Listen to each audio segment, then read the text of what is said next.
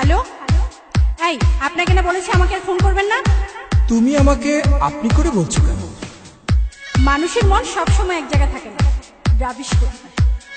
মাইয়া মানুষের মন আজকাল শেয়ার বাজারের মতো উঠানামা করে। হ্যাঁ, হ্যালো ডার্লিং, কেমন আছো তুমি?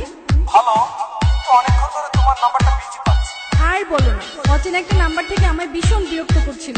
রাখো তো ওসব কথা, তোমার সাথে কখন দেখা হচ্ছে সেটা বলো। ভীষণ মিস করছি তোমার।